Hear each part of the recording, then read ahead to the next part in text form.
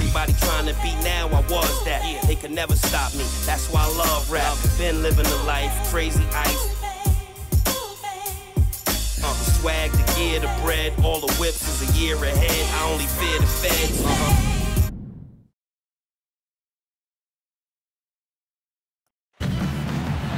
There's a buzz here in San Antonio, Texas with another sold-out arena. We'll see the defending world champion Miami Heat taking on San Antonio. A quick check now at the starting lineups for both teams. And guys, taking a look at Dwayne Wade, what will we see from him? Well, he's a player who can make all the passes, but the one he's known for is the alley-oop. His timing and placement of the ball are always perfect. Steve, he's turned it into an absolute art form. That's typically a risky pass to make, but not when he's the one making it. You look at San Antonio. They return victorious from an undefeated road trip back to the loving embrace of their hometown faithful. When I look at San Antonio, they've been off to a great start. I mean, they've stacked up the wins here in the early going, and the momentum is very positive as they move forward. And no surprise there, Clark. We knew they were going to be a team to watch, and they've absolutely shown it here with the way they've played. You know, no denying it's been a heck of a run the last few years for the Heat, but you can't help but wonder if the impending 2014 summer of free agency could be the end of it all. The big three came together in a flash of lightning, it seemed, but it could end just as fast if one or all decide to opt out. And it was not a clean block. Whistle blows and a foul on the defender here. It's a shooting foul, so free throws will be coming up. And Clark, as you were saying, the trio of LeBron, Wade, and Bosh all have options in their contracts to become free agents in 2014 if they choose to. And, Steve, you have to think that at least one or two of them might exercise that right. Well, you know LeBron will, because he's the most underpaid athlete probably in the history of sports. He's worth 10 times what he makes. But it's going to be interesting to see what Miami does here the next couple of years with their roster.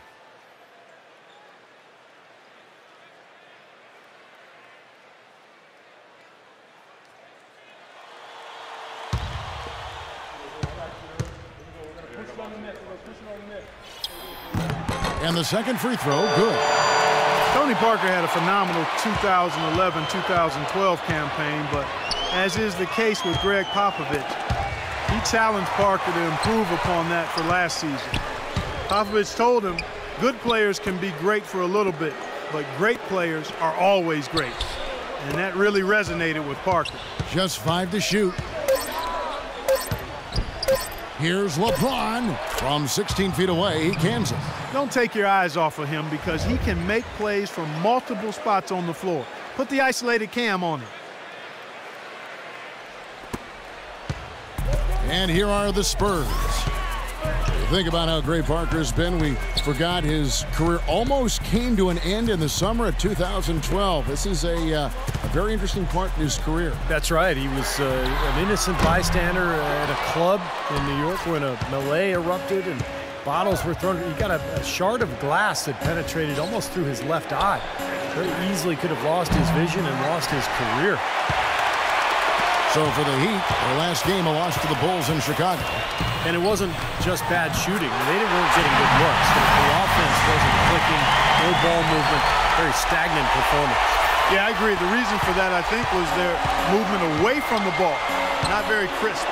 Here's Chalmers following the basket by Tim Duncan. Adier cannot hit. Green passes to Splitter. Lets it go from deep. And Green with the basket on the assist from Thiago Splitter. There's a chance he could have a big game if they don't D him up more tightly on the perimeter. They could use a big shot here to get this offense going. Sure could, Kev. I mean, too many empty trips. They need some points. It's stolen by Duncan. Right side Green, and it's thrown down hard with both hands. Guys, that's simply superb. Ball pressure, a run out, and then a dunk in transition. Exactly, Clark, what they wanted, the aggressive defense to lead to. Yeah, points in transition. Yeah, that's why you want to make the other team feel uncomfortable handling the ball, because you can get easy points out of it at the other end. I tell you what, folks, I bet he won't miss that shot next time he takes it. Coach Popovich was fine last season for sitting out his top players in a nationally televised matchup against the Heat. I certainly understand the league's posture there, and it was a lot said about it. Yet, for a veteran team like the Spurs with championship aspirations, I understand resting key players during the course of the regular season. Well, they just gave him 2 points. Defensively, you're going to have to tighten things up here. That's not a good sign. Right now we're going to go to Doris Burke, who spoke with head coach Eric Spoelstra. What'd you find out, Doris? I asked him what they needed to key in on defensively, and he said, well, we've got to limit penetration by Tony Parker. He's really the, quote, head of the snake, and with his floater, he doesn't need to get all the way to the rim to score. It's crucial that we do our best to keep him outside the lane. Guys, that's no easy assignment. We'll see how much success they have defensively. All right, Doris, thank you very much. And back to that fine for Popovich, $250,000. Steve, that'll leave a dent. Yeah, no doubt. But, you know, Popovich enjoys tweaking the league at times. This was clearly an effort to do that. But, look, I think it's good for him to actually, you know, kind of let the league know every once in a while that if you're going to give us that kind of schedule with my older team, I'm going to sit them down once in a while. James kicks to Wade, and he caught that pass in full stride on his way to the big slam. Now, this is why the breakaway rim was invented, for plays just like that. Well, he almost brought the whole thing down, Clark, by hanging on that long. Yeah, he did, didn't he? It was a great dunk, and also a great game we've got here. Here's Parker. The Heat getting the bucket. Pass to Green.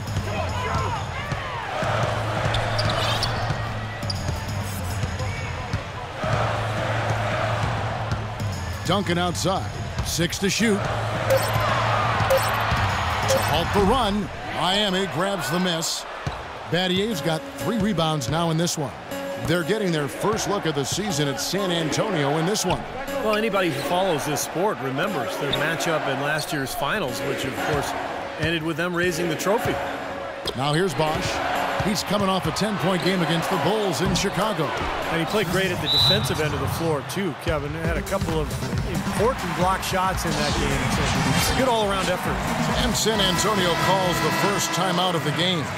Well, and Clark, you know what Steve was talking about, last year's matchup, that has added a lot of buzz to our game today. This is definitely a highly anticipated rematch. It sure is, Kevin, and I'm certain the animosity that exists between these teams still exists, so they better be ready to battle. And the Heat making a change here. Chris Anderson is checked in for Bosch. Lewis comes in for Shane Battier. Michael Beasley, he's checked in for LeBron. And Allen subbed in for Dwayne Wade. Doris Burke has some information for us. Doris? Guys, thank you. I got a chance to hear what Greg Popovich was saying to his team. He told the team he wanted to run their offense through Parker. Coach wants him to go from one of the key guys to the key guy. And from the way he responded in the huddle, I think he's up to the challenge. There was one other thing he talked to them about. He told them to move with purpose on the perimeter, use screens, and find those open outside shots. We'll be watching how these adjustments work. Kev, there's still a lot of time left in this game. Thanks, Doris. Free throw drops in for Beasley.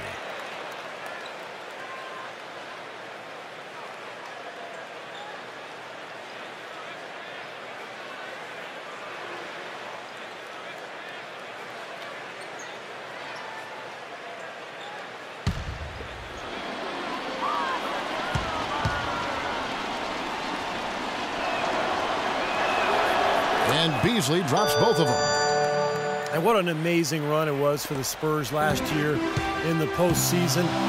Swept the Lakers, survived Golden State, and then dismantled Memphis on their way to the NBA Finals. And then, of course, we're seconds away from another championship banner. Now here's Beasley following the miss by Tony Parker. That's not his shot there, guys. And whether you play D on him or not, he's usually going to miss that one. And Allen with the block. Here's Cole, and that one's good. Cole's got his first basket. Well, getting back to the Spurs, they look better and better as they went deeper into the playoffs, Clark. Heat were thought to be the heavy favorites at the start of the NBA postseason. But when they met in the finals, thoughts on who would win, I think, were pretty much split. Yeah, and eventually, you know, this was one heck of a series because the Spurs not only had experience and talent, but they had multiple options offensively and did such a terrific job sharing the ball. They took the Miami Heat to the limit, but at the end of the day, it came down to LeBron James and Dwayne Wade rising to the challenge. Oh, the rapid-fire threes coming from everywhere. I thought it might be a little imprudent to try to get those points right back, but it worked. And Bellinelli kicks to Parker. Parker with another miss. Now Allen. No scoring yet from him, but that's likely to change. Here's Cole. He got it up that time, but it wouldn't fall for him. And that concludes the first quarter of play. It's the Heat as they end the second quarter with a tremendous 17-3 run. Live from the AT&T Center in San Antonio, you're watching 2K Sports.